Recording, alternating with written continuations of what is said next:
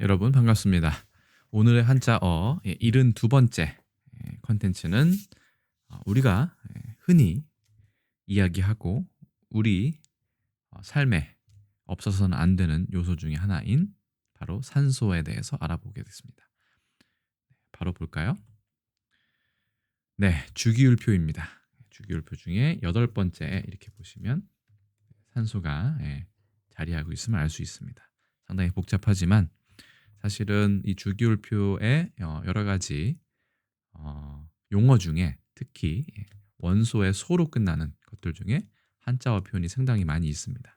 그래서 여러 가지 자료와 또 유튜브 몇 개의 채널을 참고하여 저도 한번 산소에 대해서 그리고 앞으로도 수소나 탄소나 질소 등에 대해서도 간단하게 살펴보도록 하겠습니다. 일단 산소 먼저 볼까요? 산소는 일단 이걸 보시기 전에 여기 한번 보시겠습니다. 그렇죠? 동음이어입니다. 산소. 여러분이 흔히 이야기하는 산속에 있는 조상의 혹은 가족의 무덤을 얘기할 때 산소라고 얘기했죠. 무덤이라는 표현이 사실은 어떻게 보면 되게 아름답거나 아주 어, 희망적인 그런 표현은 아니기 때문에 화장실 이런 표현처럼 좀 돌려서 우회적으로 표현하는 것이 아닌가 생각합니다. 산에 있는 그곳 뭐 이런 뜻이죠. 네. 그래서 뭐 죽음을 꼭 피해야 되는 그런 개념은 아니지만 그래도 가급적 우리는 죽다라는 표현이나 무덤, 묘지라는 표현을 직접 하지 않는 경우도 있죠. 그런 단어 중에 하나, 회피성 단어 중에 하나라고 생각하시면 될 것 같습니다. 대신 그래서 매산자에 바소자가 들어간 특이한 거의 우리나라만 제가 쓰고 있는 걸 알고 있습니다. 그렇죠? 우리나라만 쓰고 있는 한자어인데 이런 산소라는 표현도 동음이어가 있어서 하나 가져왔습니다. 그 다음 오늘 이제 우리가 주로 살펴볼 이 산소를 보시면 실산자에 시다, 그렇죠? 맛이 시는 거죠. 그 다음에 이게 힐소자로 되어 있습니다. 희다죠, 희다. 실제로는 하얗다는 뜻보다는 다른 뜻으로 더 주로 쓰이는데 그거에 대해서는 뒤에서 다시 알아보도록 하겠습니다. 일단은 설명이 사전적 정의가 상당히 긴데 비금속 원소다. 금속이 아니란 얘기네요. 그 다음에 공기의 주성분이다. 가장 많은 성분은 차지하지는 않지만 그래도 두 번째로 많은 성분으로 알고 있습니다. 우리의 생활에 없어서는 안 되는 기체다. 그리고 대기의 5분의 1, 지각 질량의 2분의 1을 차지한다. 생각하는 것 같아요. 지각의 7대 원소였나요? 산소, 규소 이렇게 시작하는 지각에서도 산소가 나오죠. 그 다음에 뭐 원자 기호는 5다. 원자 번호는 8이고 원자량은 16이다. 16은 잘 모르겠네요, 제가. 자, 그러면 바로 보시겠습니다. 일단은 산소를 이번에는 영어, 중국어, 일본어는 어떻게 표현하는지 먼저 살펴보고 나중에 한번 다시 보도록 하겠습니다. 산소는 다 아시다시피 영어로는 oxygen이라고 얘기합니다. 그렇죠? 이 두 개를 분리할 수 있는데 좀 이따 다시 알아보고요. 중국어는 특이하게 이 원소의 이름을 다 한 글자의 한자로 표기합니다. 상당히 재밌죠. 일단은 이게 기체, 비금속이지만 그 중에 기체에 해당하죠. 그러니까 기운 기자를 넣고 이 안에 다른 한자를 넣으면 그게 원소가 됩니다. 상당히 특이하죠. 그래서 이건 다시 한번 알아보도록 하고요. 일본과 우리가 완전히 일치합니다. 사실은 일본에서 쓰는 한자를 우리가 그대로 가지고 왔다고 보는 것이 가장 맞겠죠. 발음도 거의 비슷해요. 산소 이렇게 얘기합니다. 왜 그러면 이게 시다의 산이 되었는지 잠깐 살펴보도록 하겠습니다. 이거를 따져보지 않으면 전혀 생각할 수가 없으니까요. 일단 산소를 얘기하려면 그 전에 먼저 발견한 과학자들도 있지만 라부아제라는 이 프랑스의 과학자를 언급하지 않고서는 설명할 수가 없습니다. 네. 이 사람이 산을 이루고 있는 물질이 산소라고 착각을 해서 여기에 시다라는 뜻의 oxy, 그 다음에 만들다, 물질의 뜻의 게니움을 결합해서 프랑스어로 oxygen 이렇게 만든 것이 시초였습니다. 그렇죠? 얘가 시다라는 뜻이에요. 시다. 그리스어, 라틴어의 계열이죠. 그래서 프랑스어로 oxygen 이렇게 했는데 oxigeno, oxigeno 이렇게 해가지고 스페인, 이탈리아 비슷하게 되고요. 영어에서 oxygen 해서 우리나라에 oxygen으로 들어왔어야 되는데 이게 사실은 일본을 거치게 됩니다. 왜 일본을 거치게 되느냐? 이 다음을 보시겠습니다. 우리 그 원소의 이름, 화학의 용어 중에는 중국에서 온 것도 있지만 이 우다가와 요안이라는 이 과학자, 번역가로도 되고 과학자라고 해도 될 것 같습니다. 의 영향을 우리나라는 상당히 많이 받았습니다. 옆에 보면 난학자라고 되어 있는데, 그렇죠? 예. 원래 란이죠. 예. 화란의 란입니다. 화란이 어디냐? 예. 홀랜드, 네덜란드를 말합니다. 일본은 보통 그 강제 개항을 하기 전에 문물을 아주 보수적으로 한 곳에서만 받아들였습니다. 그게 이제 그 일본 나가사키에 있는 일정한 그 지역에서 네덜란드의 물품과 서적이나 문물을 받아들였는데, 그래서 일본에 있는 많은 용어 중에는 네덜란드에서 온 그 개념을 그대로 번역한 것이 꽤나 많습니다. 그것을 난학이라고 얘기합니다. 난학. 화란할 때 란으로 해서요. 근데 특히 화학 용어, 과학 용어 등에 대해서는 이 우다가와 요한이라는 이 사람이 상당히 많은 부분을 번역을 했고, 그렇죠? 이 사람의 영향을 많이 받아서 우리나라에서도 그대로 그 용어를 쓰는 경우가 상당히 많습니다. 자, 아까는 옥시젠 이렇게 됐었는데 옥시라는 이 어원을 따르지 않은 곳이 대표적인 곳이 독일과 네덜란드입니다. 독일에서는 이거 Sauerstoff라고 얘기를 했다고 하는데 이 Sauer 자체가 영어의 sour라고 비슷한 거죠. 이게 뜻이 시다의 뜻이죠. 그래서 우리는 사워라고도 하는데 뭐 sour cream 이렇게 얘기하면 크림은 생크림인데 약간 시큼한 거죠.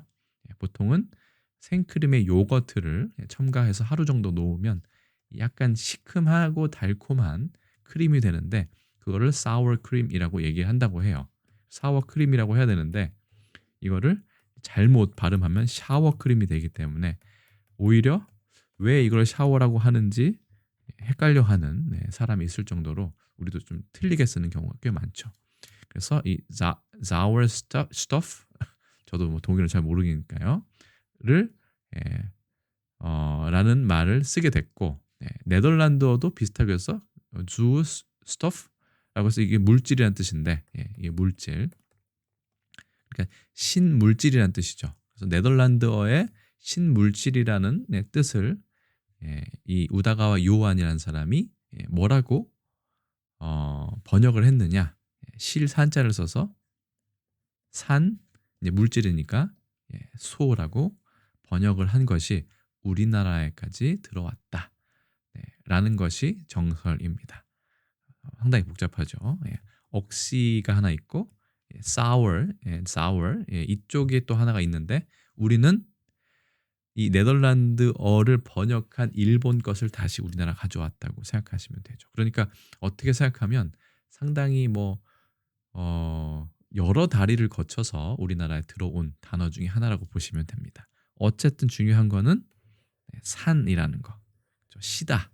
실제로 신건 모르겠지만 이 프랑스의 과학자가 이 그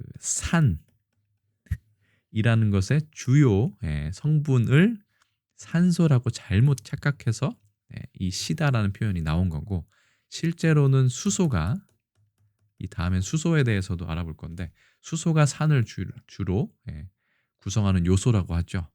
그래서 그 오해에 따라서 시다의 뜻이 그대로 모두 번역이 되거나 전해져서 지금까지 이르게 된 거죠.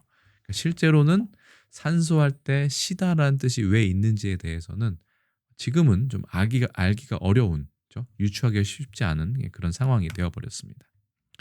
한자를 한번 살펴보도록 하겠습니다. 이 실산자 어떻게 보면 이해가 되기도 하면서도 중국어로는 수안 이렇게 돼 있고요. 일본어로는 이 실산자 쓰긴 씁니다만 술 유자가 있는 게 신기합니다. 술병의 모양을 딴 건데 이 술이 그렇죠? 잘 아시겠지만 조금 보관을 잘못하거나 너무 오래되면 얘가 맛이 시어집니다. 그렇죠? 근데 옆에 있는 건 얘는 뭐냐? 이제 준자인데 그렇죠? 준걸 이렇게 할 때도 이제 사람 인자 쓰고 하는데 이 준자가 좀 길쭉한 모양이라고 생각하는 사람도 있고 아니면 천천히 걷다라고 이것을 풀이하는 경우도 있습니다. 그래서 천천히 걷다고 하면 뭐냐면 술이 그렇죠? 오래 되면 이게 시어지는데 이 신맛이 꽤나 천천히 오랫동안 입에 머금어서 오래 간다. 냄새도 멀리 퍼진다. 뭐 이런 뜻으로 생각하는 사람도 있습니다. 아니면 발음 요소로만 봐도 되겠죠. 형성자라고 생각하면요. 어쨌든 실산자 이렇게 됐고요. 여러 가지 단어가 있습니다. 산화. 어떤 다른 물질과 결합해가지고 산화되는 거죠. 산소와 결합해서 염산, 황산, 엽산, 그죠? 이건 요산입니다. 오줌 요자에 그죠? 두음법칙에서 요를 읽죠. 유산균, 탄산, 질산 상당히 많이 쓰죠. 그래서 맛이 시다 할 때 실산자 이렇게 표시를 한 거는 그 우리가 감는 실과 구분하기 위해서 이렇게 썼겠죠. 재밌는 거는 일본에서는 식초를 스라고 얘기하는데 이 초자 그리고 산자 또 초자거든요. 이 세 개를 뭐 번갈아가면서 쓴다는 겁니다. 저는 이 글자를 제일 많이 본 것 같아요. 스 해가지고 일본의 그 식당 같은 데 가면 식초병이 있거든요. 그게 이렇게 됐고 우리나라하고 중국은 이 초자를 많이 쓰는 것 같아요. 그렇죠? 다 비슷한 뜻이라고 보시면 됩니다. 다 술자가 들어간 것도 재밌죠? 넘어가도록 하겠습니다. 그 다음에 이 소자입니다. 산소할 때 소자. 본디소, 힐소, 희다란 뜻인데 사실은 이게 보시면 갑골문은 없고 근문에 보시면 이 실타래를 이렇게 꼬아놓고 양쪽으로 손을 잡고 있는 모양을 보실 수 있습니다. 그래서 원래는 무슨 뜻이냐? 실을 처음에 만들어서 옷감을 만들기 전에 염색이나 가공을 하지 않은 실을 뜻한다고 합니다. 그러면 그 실은 일단 염색이 안 됐기 때문에 흰색을 띠겠죠. 그리고 아무런 가공을 하지 않았기 때문에 본 바탕, 바탕, 본디 이런 뜻이 됩니다. 그래서 실제로는 희다라는 뜻을 나타내는 경우는 아주 많지는 않고 대부분은 그 본 바탕 그대로의 뜻으로 쓰여지게 됩니다. 그래서 본디소, 힐소라고 하는 거죠. 중국어로는 수 이렇게 얘기를 하네요. 일단 보겠습니다. 단어는 소복 이렇게 돼 있어요.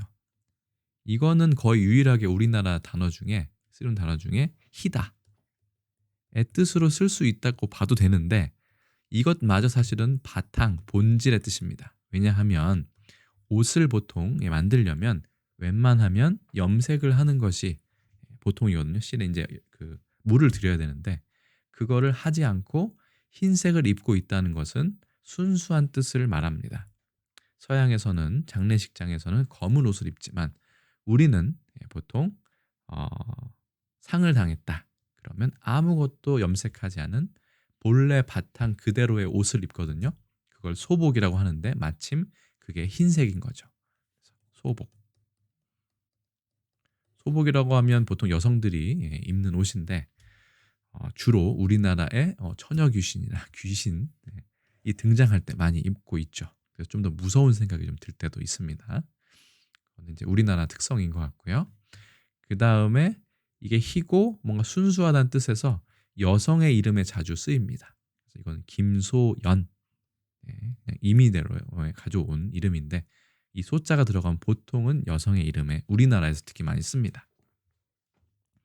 활력소, 이것도 어떤 근원을 말하죠. 활력을 불어일으키는 어떤 근원, 그런 요소. 화소, 그렇죠. 우리 픽셀이라고 하죠. 이것도 카메라의 화소도 이 소자를 씁니다. 그 다음에 소수, 그렇죠? 그 적은 수가 아니라 아니면 작은 수나 이 적은 수가 아니라 그렇죠? 이게 아주 순수한 수인 거죠. 1과 자신으로만 나누어지는 그런 수를 보통 소수라고 하죠. 소인수분해 뭐 이런 얘기도 하는데 그렇죠? 7이나 뭐 11 이런 것들을 소수라고 하는데 사실은 소수라고만 하면 수학에서는 이거인지 아니면 이 소수 0보다 작은 수인지 아니면 소수 이거는 이제 수학은 아니지만 다수의 반대말인 적은 수의 사람인지 이런 게 헷갈리게 됩니다. 그래서 이 소수를 할 때도 이 본디 힐 소자가 왜 쓰였는지를 알려주면 조금 학생들이 오히려 이해할 때 편하지 않을까라는 생각을 해보았습니다. 소질 이거야말로 본 바탕이죠. 둘 다 바탕이라는 뜻입니다. 아무것도 그려지지 않은 도화지를 생각해 보시면 됩니다. 그렇죠? 자, 그래서 본디 힐 소자를 잠깐 알아보았고요. 그런 의미에서 보자면 옥시젠의 어원을 알 수 있을 것 같습니다. 그렇죠? 하나는 옥시라고 해서 이게 시다의 라틴어 혹은 그리스어 쪽이고 이거를 사워로 생각하면 독일어나 네덜란드어 쪽이 돼서 지금의 실산자가 된 거죠. 일본어 산소는 똑같이 얘기를 했고요. 중국어 단어만 하나 더 보겠습니다. 중국어 단어 보시면 보통 재미있는 게 이 다음 걸 한번 볼까요?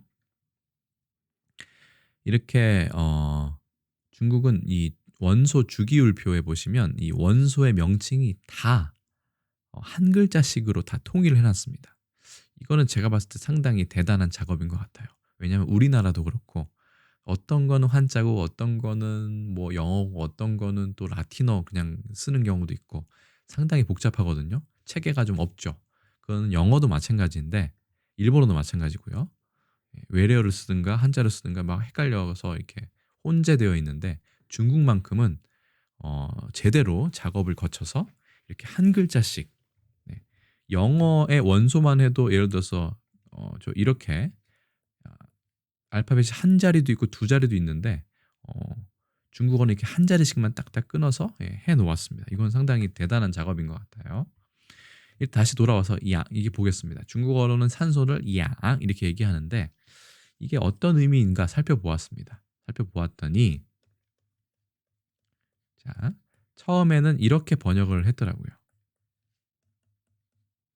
예전에는 이제 저기 다 정자체였겠죠. 잘 보이실지 모르겠어요. 기를 양자예요. 기를 양자에 기운 기자에서 이건 기체니까요. 이 바람을 나타냅니다. 이게 세 개 이런 바람.